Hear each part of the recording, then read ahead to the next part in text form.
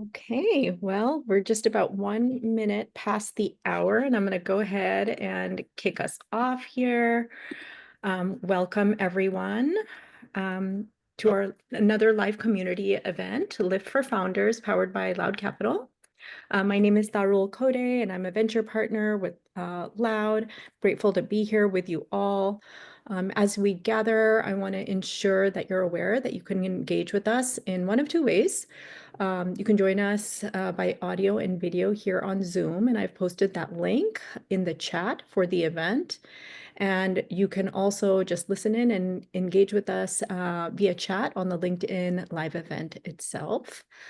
Just a bit of background on myself. I'm a clinician by training, but also an angel investor, advisor, and board member for a few different early stage companies.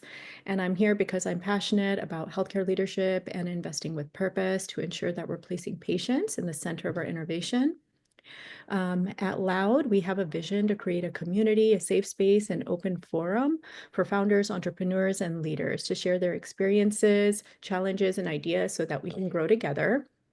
And as leaders, we're often called upon to walk the walk, but that walk can be lonely at times, and it doesn't have to be, which is why we've started this series of events. Today, we're thrilled to welcome our featured speaker, Chris Wallace, who's the CEO of Beyond Physician and also an executive partner with Infinite CXO. I'm going to give you her bio here. Chris has a multi-dimensional corporate career in high technology that has included finance, sales, service, and CHRO, which culminated in a chief service officer role where she led $2.5 billion, a 13,000 person global business. Since exiting the corporate world, Chris has held several positions in two entrepreneur service organizations in Ohio and South Carolina. She has also founded a healthcare company, a consulting business, and is co-founder for the Upstate Women Founders Organization. She's dedicated her post-corporate second act to helping clients drive strategic clarity and the development of operating plans to achieve their desired goals and objectives. Chris has a deep appreciation for the power of people and collaborative leadership during process improvements and business transformations. To add, through her journey, she has seen the incredible challenges and opportunities people face in helping companies grow their value. And today we're going to dive into that often perilous journey companies face as they grow from startup to enterprise. So many people don't make it through that journey, and Chris has dedicated herself to empowering the people behind these companies overcome the obstacles on the path toward their vision. And with that, I'm going to hand it over to Ryan Retcher, who I think you've seen on these events before, but he's one of our managing partners, and he will hand it off to Chris. So take it away, Ryan. Thank you, and welcome everyone. It's so nice to be with you here today. I'm so excited for this conversation. I have long been admiring Chris and her work as we've had the opportunity to work with her directly and unfortunately so far me indirectly. So I'm really excited for this conversation to learn more. But just a little bit about me and Loud in particular, beyond what Tarul had mentioned. We started Loud to be a very founder focused and supportive organization. And with capital as our last name, oftentimes it can be perceived that that is the most important part. But we know through experience ourselves as entrepreneurs and supporting entrepreneurs over the years that the most valuable things and needs that businesses have and specifically founders have go far beyond the capital. So it's very important in having these types of conversations and discussing these things that sometimes are hard to talk about. And sometimes as entrepreneurs, we feel like we're on an island. So we're so thrilled to be able to facilitate these conversations very openly, both as entrepreneurs and those of us who have a passion for supporting them through that journey. So, Chris, so thankful to have you here today. We Thank you. appreciate your time. My first question for you, I really want to get inside your head a little bit. You spent a lot of your career in that corporate space, and it sounds like that ultimately led you into a role that really supported people at that enterprise level. What really inspired you to leave that and start working with entrepreneurs, and just talk about that journey? Yeah, great question. I did spend a long time in the corporate world. Luckily, I had kind of a multi-dimensional career inside that. So I started in finance, spent quite a bit of time in finance, and I was actually the treasurer of NCR Corporation when I got an opportunity to transition into sales management, running a region. So that kind of segued me into operations, and from that, I had some sales activity, selling data warehouse to really large companies in the Americas region, and then had the opportunity to. There was a operation inside of NCR Corporation that then became Teradata. It IPO'd out as Teradata. So I got involved in the customer service business because we needed to sort of transition that business into more of a software-centric kind of operation. So I worked in that for quite some time. And then the leader of that operation became the CEO of NCR Corporation. So I did a 2-year stint as the senior VP of human resources, which is a very bizarre kind of transition, but did it because we had a lot of projects to do. There were many things that needed to be dealt with. We had a legacy model. The company had been around for a long, long time. So we had a legacy model that had to be kind of brought into a more of a tech focus kind of setting.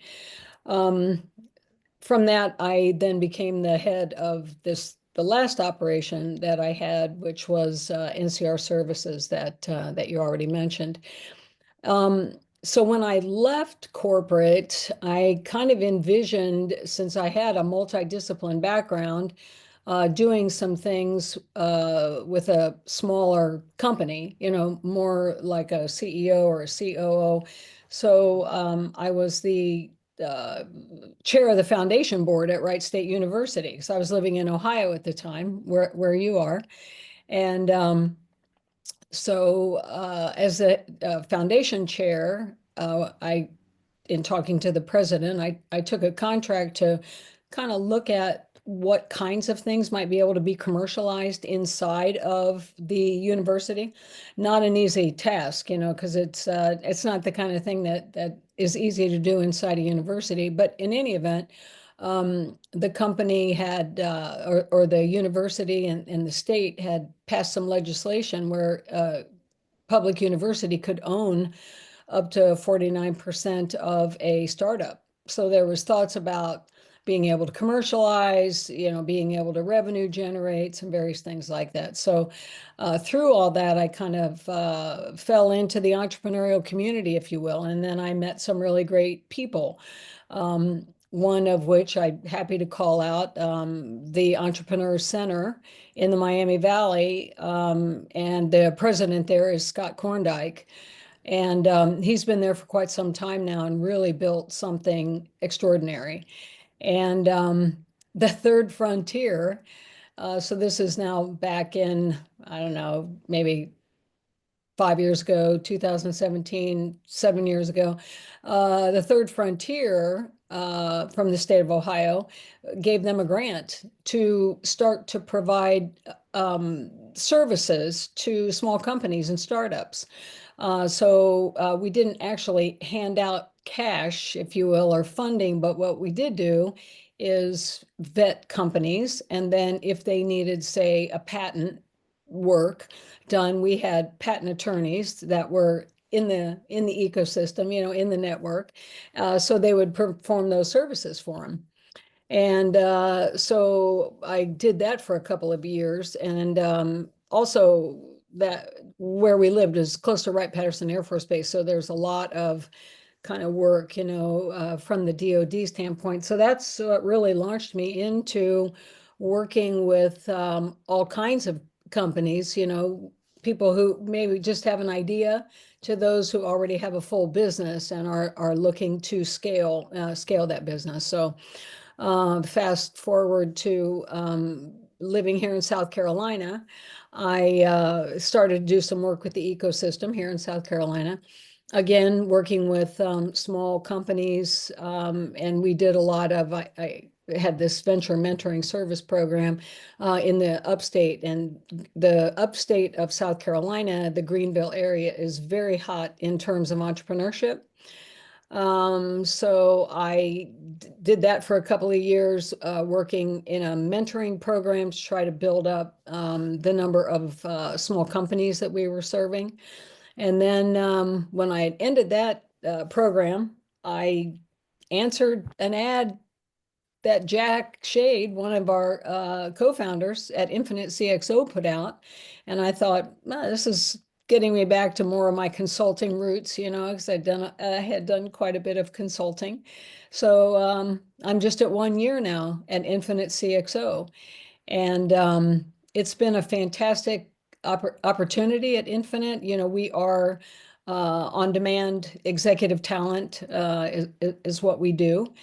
And so working alongside, I've got several other executive partner colleagues, and we have executive growth partners, and a organization that is really focused on identifying client needs, helping clients. We always say we like to help clients their dream come true from the things that they want to do, and we engage to try to find those opportunities for us to really accelerate and help them, be the business that they want to be. So that's just in a nutshell how I got to where I am today talking to you, Ryan. Fantastic. What a journey, Chris. For those who might be unfamiliar, you just told us a little bit about Infinite CXO. Can you talk a bit about Beyond Physician and your role there? Oh, And yes. Okay. yeah, So yeah. another little bit of storyline there. So I came from Ohio, so I have friends in Ohio, and I was there in must have been September timeframe, and Aaron Boggs, my CEO at Infinite CXO, he lives in Columbus area also, and so I was coming up to spend a little time with my friend, my extended family actually, and I said, "Hey, I'm going to be there, so I'll come up to Columbus," and we went to I can't remember what the name of the co-working space is, Ryan. You guys are probably down there all the time. Anyway, I met Aaron for the first time. Now I've been on the phone with him for, we did what I always call the little Hollywood squares, a couple times a week. So I know him, but I'd never met him in person. So anyway, we were having a team meeting that day, and Naveen joined. So I had been on the phone with Naveen, also on the video with Naveen, but never met him in person.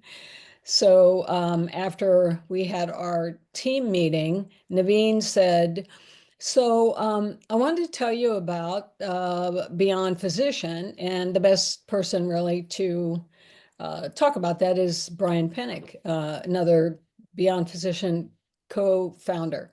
So Brian gets on the video. He's out on the West Coast. So Brian gets on the video and he starts walking through the deck for Beyond Physician.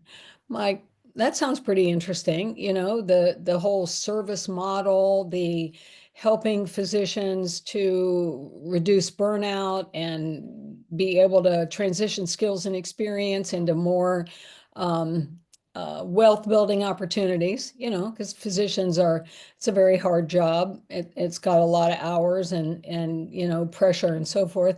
So to be able to have a little diversity in your work life and ability to do some different things after you've spent so much time and money and effort to become a physician. So anyway, listen to it, and then I said to Brian, well, let's talk more. So I think a couple days later, we had a longer conversation. He took me through more and more of it. And then we said, well, we'll have another session. So I think we had like 3 sessions, and then I talked to Aaron, and Aaron said, do you want to run with it? And I'm like, yeah, I mean, I think it sounds like a really cool opportunity. I think the people are amazing. I think the service platform is tremendous. So I think that like the 1st of October started in. So that's kind of how I fell into working with Loud and Beyond Physician.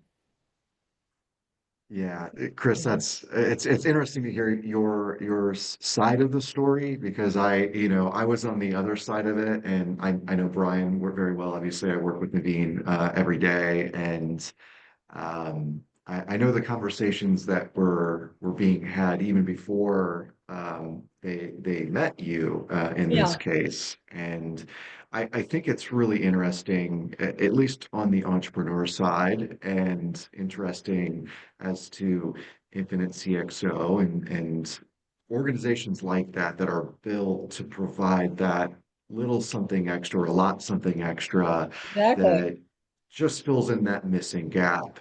Right. And they had built this incredible platform that Yeah. resonated that there's a big need, there's a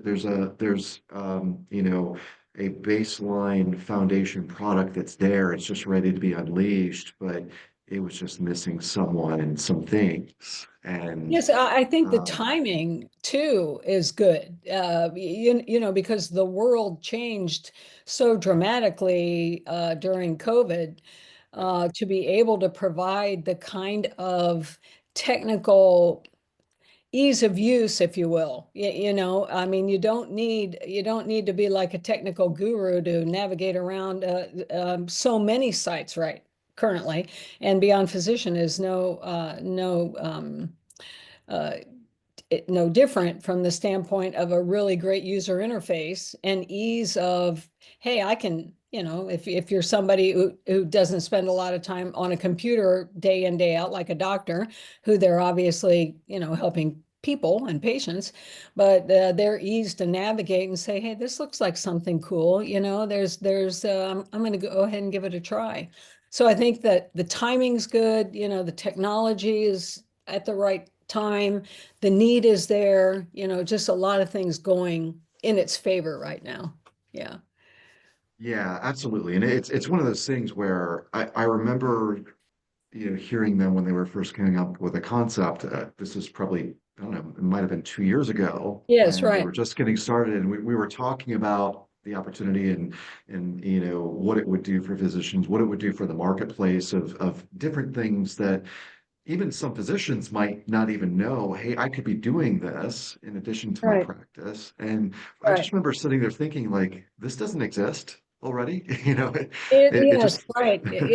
It is interesting in that, yes, pieces exist. It's the thing I like about our centralized database is that many things exist, but it's how do you connect them all? How can we provide a service that connects so many things to make it easy for someone to say, yeah, I could be a legal medical witness, or yeah, I could be an advisor to a startup. Just point me into how I do that. And I think that there are many, many systems and processes and things out there, but being able to connect it all and have ease of use, that's a real advantage. That's a real advantage. So, Yeah, it really is, and it's been inspiring to hear. Like I said, I literally hear your name almost every day, Chris, and I just want to tie this back in. Entrepreneurs, especially when you have multiple founders on a team, oftentimes you have multiple skill sets and capabilities and networks and things like that that you know add up. But at some point, you just need that extra lift. You need that extra someone oftentimes or some people that just bridges that gap between being stuck and thriving And it's been incredible to see, Chris, the impact that you've had on this company since you've joined, and the conversations that were being had in September compared to the conversations that are being had, 2 days ago, about realizing opportunity Yeah, and, right. being able to connect, dots that were there before, but, they were like dotted lines before, and now you've been able to really come in with your skill set and your ability and your mindset to draw that line firmly. Yeah. If I could, Well, I I mean, could, that's could help you. basically operations, because Yeah, I feel like when I look at that there and this not only beyond physician, but so many companies that I've looked at, you've got incredible talent. And in many cases, the people that have developed technologies are either they're engineers or they're technologists or they're scientists or things. And then somebody needs to come in, to your point, and say, how do I connect these 50 dots and make something start to happen, basically meaning revenue? Because in yeah, the end, that's the goal, right? In the yeah, end, it is how do we monetize this tremendous thought, thinking, invention, product, wherever we're at the point, how do we turn it into something that starts to generate income? And that's really what a CEO or a COO starts to do is takes it down. You get out of the 10,000-foot level and get down on the ground and say, okay, now how are we going to start making money at this? Yeah. I have a few different comments just listening to you both, and thank you. As I mentioned, I'm a clinician by training. I'm not a physician. I'm actually a pharmacist, which is pretty curious, but kind of found my way to the space I'm in now. But I do believe, and I think that you can agree, that there's an appetite for clinicians to be able to have a greater influence on innovation, right? And playing these different roles in the leadership arena. And I think Beyond Physician is well poised to provide that opportunity. But it also reminds me that physicians and clinicians at large, so incredibly talented, have such a multi kind of disciplinary skill set and way of thinking, but often get boxed in to what their roles are in that day-to-day practice mentality. And it can lead to like boredom, it can lead to burnout. So I think that this is a wonderful way to create a path for people to explore their full potential. Um, a professor of mine from a leadership program I was in several years ago actually just posted an article and kind of a dialogue about the fact that leadership should be a course in medical school to Yeah. kind of prompt people from an not, I shouldn't say age, or an early stage, I should say, Yeah. about leaning into these values, because I will tell you very plainly, having been in this world for some time, and I should say, I always try to say this because some people just don't understand that I've actually been in this space for a long time, but over the course of 23 years, what I would say is there are many talented people, as you say, Chris, but all founders are not leaders, and then vice versa, right? You need Right. to learn Right. to delegate at some point to operators that know how to take all of the pieces and move them forward. And that Right. kind of leads me to my next question to you, Chris, is you're clearly a very talented leader. Like over the course of your career, you mentioned finance and other areas you've worked at. What piqued your interest about healthcare? Like, why healthcare for you? Um, Healthcare is kind of an interesting thing, I think, because every human being has a story about it, right? And like when you were speaking about clinicians, and you're on the ground with the patient. You are actually being involved in the human experience, the patient experience. I feel like in healthcare today, the opportunity for disruptive healthcare is really only going to continue to grow, right? There have been there have been attempts, the what I refer to sometimes as the boil the ocean attempt, which is okay, let's go fix everything. Well, that just doesn't work in a multi-trillion-dollar kind of thing, right? And healthcare also has so many different pieces, so many different verticals. You got hospital, you got, doctor's offices, you have clinicians, you've got pharmacy, many things. So to me, the ability to identify a piece that says, I think we have some technologies that can really advance that piece, and that will ultimately add some disruption into this behemoth, that is I guess, the universal healthcare system. It's not only just in the United States, although that's where we're focused. So I think what really is exciting to me about the healthcare is the fact that there is so much opportunity for disruptive kinds of ventures and technologies and inventions to be able to do good for people, to add value to human beings. Because as we all know, well, maybe not everybody agrees with this, but sometimes you think, well, does healthcare, are they really focused on people? Are they really focused on patients? Because there's this huge bureaucracy behind so much of it. So I feel like, to the extent that we can do things, come up with innovations and come up with software as a service and other kinds of inventions and businesses that add a disruptive layer and focus on the people involved, that's got to be a good thing. So that is, I'm obviously not a doctor or a clinician or anything like that. The problem with it sometimes, I think, and what I also want to guard against is if you start bumping up against the big bureaucracy. And I think that's where people go, "Oh, well, it's going to be really hard to do this." And of course you have to have a tremendous amount of money really to inject yourself into the big bureaucracy. But you don't need a lot of money to help people and, find ways to either help the patient or the physician or the clinician or the nurse, because they're the people on the ground trying to help human beings, and that's the part about healthcare that I like. I love that. Thank you. Thank you. Yeah. I think that we have focused, with some of the founders we've had on like women's leadership in this Yeah. space, the unique challenges and hurdles that we often face, and what is the right time, what is the right space to be able to discuss what some of those challenges are. As most people know, I'm a fairly open book in the way I speak about my experiences.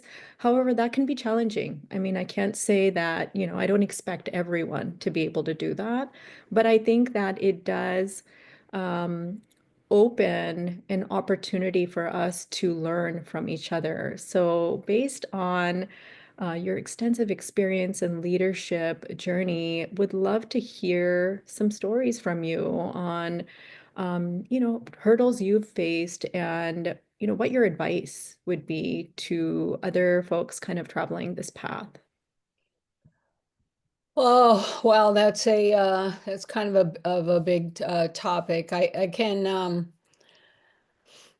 when I started my career in finance at a Fortune 100 company, I ended up being the only woman in the group. I ended up being the only woman in many segments of my career, and especially as I got into the senior leadership, I was often the only woman in the room. Um, so there were no role models, at the time. And I felt like the best thing that I could do would be to ignore some things and just put my head down and soldier through it, you know? I had cases where, people would say things there was the assumption that I was the secretary in the department for a long time, So, and I'll use that as an example. It's a small example, but you can either be angry and outraged that somebody's calling me a secretary in the department, or when you're, a manager or an analyst or something, or you can just like, okay, that happens. Funny story, the first time I traveled to Japan, and my name is generic, Chris, right? And I walked into the Tokyo office, and there was a big banner that said, NCR Japan welcomes Mr. Chris Wallace. Well, of course, I'm coming in with a group of people that are all men, and they're so embarrassed and so mortified. I'm laughing it off. I'm like, come on. So I have tried to face obstacles from the standpoint of, I don't know, is it not taking it too seriously or finding a little lightheartedness about it? They didn't know, so what are you going to do, right? What are you going to do? So I feel like in many cases when you are being faced with, because you're different, you're female, you're in a basically male dominated kind of space, that you just you prove yourself with the value you provide, and the jobs that I believe, I believe I earned them. Yeah. I earned them by working hard for it, And so I don't know, a little bit of lightheartedness, maybe a little bit of understanding. That person didn't know. They thought Chris was a guy. I got tons of mail from Mr. Chris Wallace. I just sort of took it in stride. I guess I would say it that way. I also think that the world has changed so much in this regard, because we were talking about this a couple days ago at Infinite, that when I first started work, you kind of checked your personal life when you walked in the office. You didn't stand around talking about it. Nobody said to you, "Oh, did you have a great weekend? How was your weekend? Tell me everything about your week. How's your kids? What'd you do?" Those kind of conversations didn't take place. But business has changed dramatically in that regard, and all for the better, all for the better, because we have more diversity. We have all kinds of different people working. We have people at different stages in their lives, early families, just everything, And I think that just needs to be talked about. I mean, that's what I think when we talk about authentic leadership. I think those things are important because we work with human beings, and human beings have lives. That's how it works. I Yeah. love that, Chris. Well, we do have one thing in common, and that is oftentimes when people see my name, they assume that I'm male. And so I get lots of different messages addressing me as Mr. Tarul Kode. So Yeah. that's funny. But I like what you said. And I think the gist of what you're saying, and I've tried my best, and I can't say that I've been 100% successful all the time, but approaching those conversations about people's assumptions with curiosity as Oh, opposed to, yeah, I know it's not always easy. Yeah, yeah, it's not always easy. and I try and it works. I think I would say it works like 90% of the time. Yeah, It's to yeah, kind of bring a little bit more lightheartedness to it and, just showing grace. And yeah. Naveen says it's Yeah, based in that's a good word. That's a based really in good grace. word for it, showing Yeah. grace. Yeah, Yeah, right. and it works most of the time. Yeah, I will say that there have been instances where that approach has not worked, and I've had to be a bit more, and harsh is the wrong word, but I'd say a little bit more direct about not letting things slide.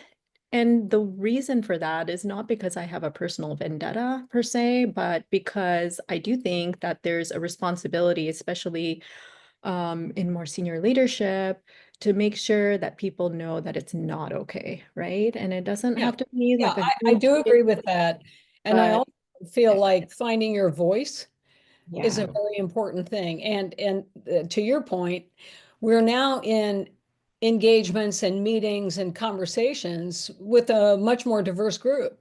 There are more women, so there's a responsibility as a senior female to provide an example of how things should work, providing some example about, well, when would something just sort of get laughed off and when would something be like, no, I'm going to state my opinion and I'm going to hold my opinion and we're going to discuss, the thoughts that I have about it. You got to kind of, it's almost like with anything, it's like picking your battles. What's the hill that I'm going for, That's right. And That's I right. think that female mentorship is extremely important. Yeah. Yeah. I think that what I try to focus on, and this is like a personal and professional thing, is like you can feel what you feel, but don't let that drive your action, right? Oh If you yeah, have right, great right, feelings, kind of take it offline, process, and then come back to meaningful action. right. Uh, not a perfect thing by any means, but I think we all strive for that. Um, let's see, Brian, like, what are your thoughts as someone on the periphery of this conversation? Yeah, yeah. Wow, across the board, yeah, I think one of the most powerful things, and this goes for anyone, especially in in the areas that you're talking about, and women in the workplace and empowerment. But one of the things that struck me as you're both were talking, um, having security in your identity and who you are, no matter what happens, no matter what someone says or what situation you're put in.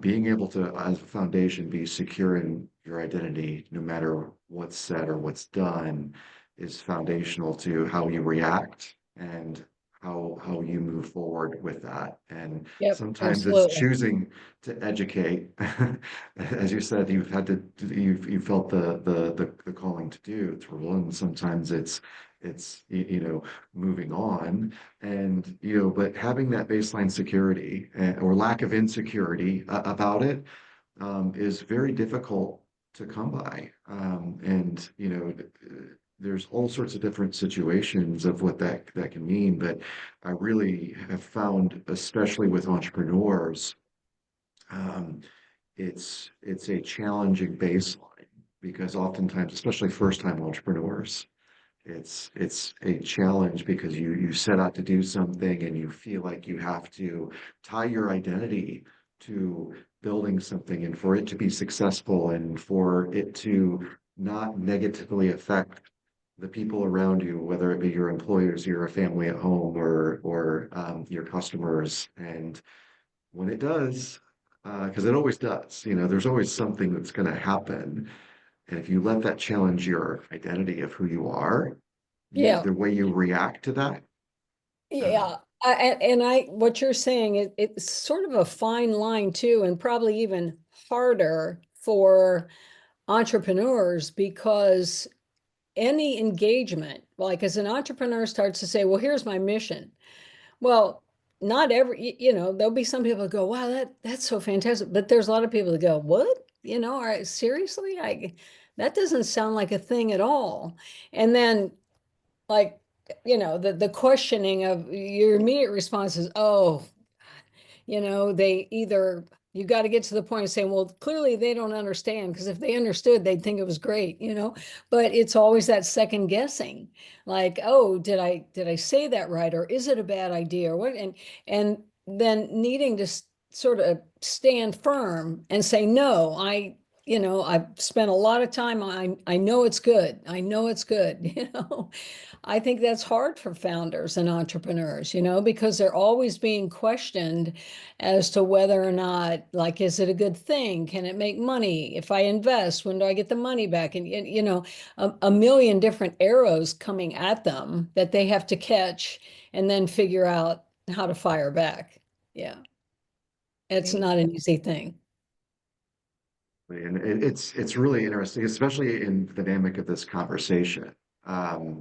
Going from startup to enterprise level and that journey that it takes. Yeah, You have to foundationally be secure in your identity and know that, okay, as an entrepreneur, I need to understand when I need help and ask for that help and find that help and be secure no matter what position they come in at, or whatever it is. It's that it's going to help fulfill this journey and Right, take us to right. that next level.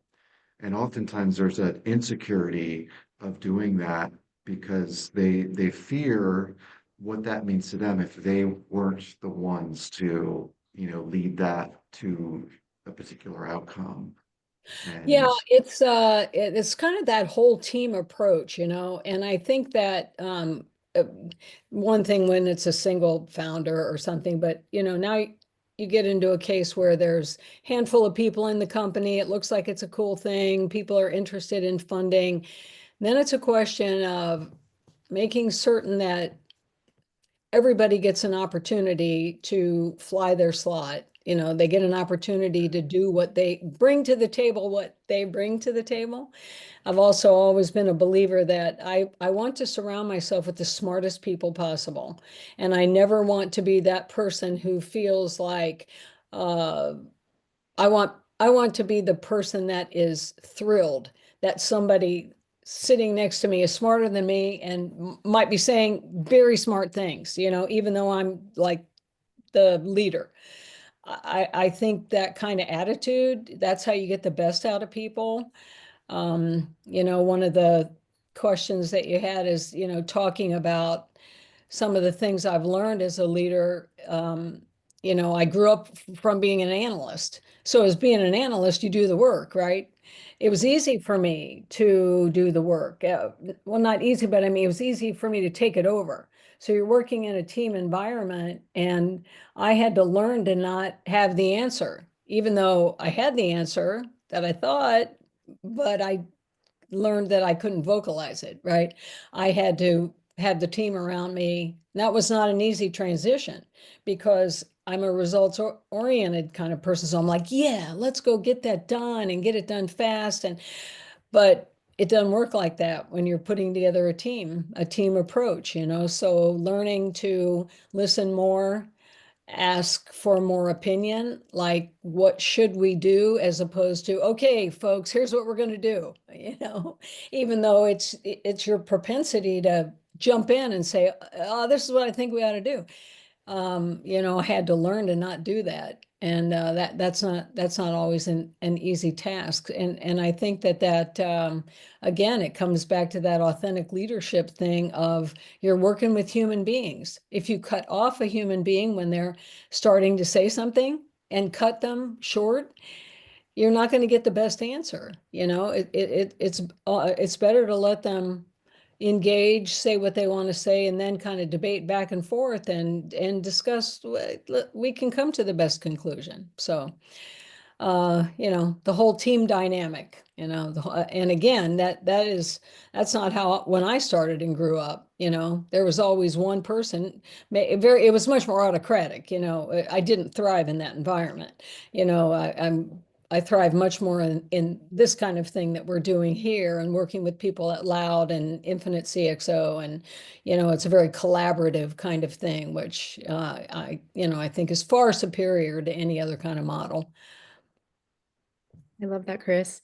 I think I read somewhere that you have, kind of like a servant style of leadership. And I'd love for you to, like, in the vein of this discussion, kind of expand upon that and how you kind of evolved, over the years Well, into, I was lucky. Oh, I'm sorry, I didn't mean to cut you off, but it's okay, okay. Yeah, I go was ahead. Yeah. lucky to get into service. Now, even when you're in finance, and since I ran like big finance operations, I was the CFO of a couple big units, but that's providing a service, but that's providing a service to internal customers. Then I had the opportunity to run Teradata service and then NCR service and get involved in service to an external customer, right? So that was a very different kind of thing because those customers were paying you for the services that you provided. So I think that I don't know if it changed, but maybe evolved me into having very much a customer first attitude. And the customer that we are serving How do we provide the best service possible, and a service that hopefully we use our measurement tools to determine their satisfaction of that service. And then also, I guess it gets back to that human interaction, because there are going to be issues. There's no doubt about it. There's going to be times when that customer is not going to be happy. And you've got to, I think, have the attitude of understanding the issue, and how do we resolve it, and how do we grow from it. And that's not always easy, when you have when you're in some kind of controversy. But I think that the whole notion of servant leadership, I think it's very much a customer services kind of orientation. So I believe that our responsibility is to serve the customers who are paying us, provide them with the absolutely service that we promised, the what we said that we were going to do, and we do it, and we do it well. And we measure ourselves against it, sort of the results orientation aspect of it. So um, I guess I've got some service in my blood. You certainly do. I think that it also really, and you've said this a couple times during the conversation, is it's the human aspect of it, right? Is being able to make people feel seen and heard, whether it is a client, a paying customer, or whether that is an internal team member. I think that it generally serves progress to Mhm. make people feel seen and heard, because then they feel motivated to do their best work. And, um, just reflecting on some of the more escalated, meetings or situations I've been in over the years. And I worked in, client service and client management for a long time. I think if you can just take a step back and show empathy for a situation and understand where they're coming from, I mean, that's 90% of like Yeah, yeah, I battle agree. right there. Yeah. And if you can put yourself in their shoes and understand what their problem is and why they are responding or reacting that way, you've actually probably covered most of it, because you're going to be more naturally able to come to some Yeah. sort of solution, I come from the perspective also that everybody wants to do a good job. Yeah. I don't take a pessimistic view at all. And if the mistakes are going to get made, things are going to go wrong. And I come from the perspective that, that was an honest mistake. Or, sometimes mistakes are oversight, which is like, let's try not to ever do that again. But, I come from the perspective that everybody wants to do a good job. Everybody wants to contribute. And then it's just a matter of trying to knock down all the obstacles that get thrown up in our face daily. We have about 10 minutes left, and I want to go and check our LinkedIn Live event page. And we do have a question there, and I'm going to read it. Um, if you know a founder who wants to exit, how well prepared are you to guide the business operationally to make their exit feasible and preserve the portfolio's investment? And this comes from a fractional COO who specializes in helping founders exit by optimizing their business. Mhm. And he says he'd love to talk, especially if you're aware of founders who want to exit, but that their company isn't quite in a position to do so. Yes, yeah, great question. And we find, putting on my infinite CXO hat at this point, we do have many companies coming to us that want to raise their valuation, and they would like to conceive of having an exit in the future. I think that what we do at Infinite is very much around the assessment and validation of each piece of the business. Is each piece of that business running at its optimal? A lot of it has to do with the P&L and the balance sheet, determining whether or not those are in fact being optimized, looking at the processes and the operations, the strength of the operations. Of course, talent assessment. That's a one thing about one of our differentiators in Infinite CXO is that we cover basically all the C-suite.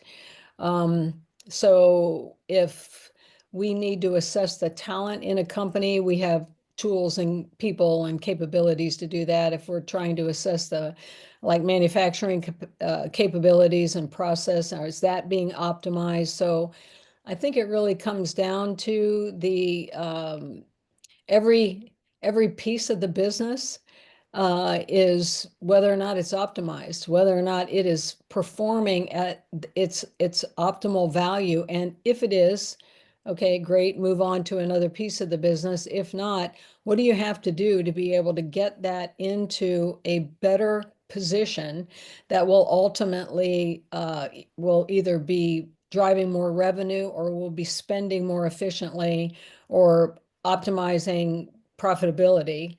And I think it's very much the in-depth evaluation of each piece of the business is that is what somebody comes into us and they're like, we want to make sure that we're firing on all cylinders. That's what we would do. Dissect it, start looking at every piece of it and figuring out how you optimize it, because that will ultimately find its way into the balance sheet, which then that's what drives valuation. Thank you. Thank you, Chris. Let me bring it back to something Ryan had started talking about at the top of the conversation in your work with Beyond Physician. And especially as we start wrapping up, I know that there are folks listening in. You know, if folks want to be involved or want to learn more about Beyond Physician or Infinite CXO, how would they do that? And then second question, is, what's next, Chris? Like what are some milestones that you're looking at, next 6 months, this year, Yeah. and how can this community kind of engage and Yeah. support those efforts? Yeah. I think that for it, let me just say for Infinite CXO. For Infinite CXO, finding out more about us, the website is a great place to go. I think that the website has gotten a lot more robust, a lot more information is out there. You can look at all the C-suites, you can look at the things we do. There's testimonials, blogs, some things like that. That's where I want to get our Beyond Physician website right now, where we are in our journey. We're getting ready to make some exciting announcements. We're getting a lot more visibility out on our site, more followers. I'd like to have as many followers as Naveen has. I mean, good sakes, love to have that. So for Beyond Physician, anybody can go to beyondphysician.com. You can get involved in the website. You can become a member, and we have opportunities to do that and kind of learn a little bit about our platform. Our platform is free. We have free education, and so a lot of good things happening there. So that's a good place to go is to beyondphysician.com and navigate around the system. We intend to have a lot more data out on that. And you can stay tuned for some of the announcements that are going to be made over the coming year for Beyond Physician, which is exciting for us. So we've got a lot of great things on the plate. I check the Beyond Physician site almost every day to see how many new people have come on. I think we've added about 50 people, which is great. We got to make it a lot more to ever be able to hit Naveen's kind of followers. So that's how you can find out more about us on infinitecxo.com and beyondphysician.com. Excellent. Thanks, Chris. We got about 5 minutes left, and so just wanted to open it up to our audience, but Ryan and you, Chris, as well, just, in terms of wrap up here. We've mentioned this before with the Loud community events, but we are very open to feedback from our community on topics you'd like to see us cover. We're also very committed to creating connections within the network that we're continuing to build here. So please do connect with us on LinkedIn. Send your questions after the fact if needed. Ryan, any comments from you? No, this has been great. I've really enjoyed the conversation as I knew I would. And, really appreciate all of you in the community joining us here today. We want to have these open conversations and bring in people that, like Chris, that are able to have different experiences and perspectives that add to our community and can hopefully inspire you to think about things maybe bigger, maybe differently, and understand the help you need, and we are excited to be a part of that help. Yeah, I think that's a great comment, Ryan. So many people benefit by networking and by talking to other people. It's really inspiring, I think, in the entrepreneurial community. And I saw that with the group I worked with in Ohio and also here in the upstate. But the people coming together to talk about what they do, to talk about their businesses, to talk about their challenges and issues is, and people are open and, responsive and appreciative. And, I think you never have to walk this walk alone, not with the kind of entrepreneurial network and community that we have. All it takes is send an email. Hey, I could use somebody to talk to. I could use some help because it can be pretty lonely being the top of the founder chain, the person where the buck kind of stops with, and you don't have to go through that by yourself. Yeah, I think those are tremendous parting remarks and very much in line with our theme here. So I think we'll go ahead and wrap up. Thank you, Chris, so much Thank you so for much. your I appreciate time having and the your opportunity to insight. talk about it. Yeah, we're looking forward to staying in touch and working together. And I'm sure that you'll be receiving some requests to connect Good. post-event. So Happy to, yeah. Always yeah, happy to talk about Infinite CXO and Beyond Physician. So lots of great stuff coming out for Beyond Physician in the near term and Infinite. So excellent. Well, thank you everyone for joining, and we'll see you next time. Just to give you a primer, our next event is going to be on March 13th, and we're going to have two very inspiring women from a group called How Women Invest. And so you will see us posting about that, but looking forward to that lively discussion as well. So take it easy, everyone. Have a good day. Amazing. thank you so much, Bye, everyone. everyone. Yeah, Okay, bye-bye. bye.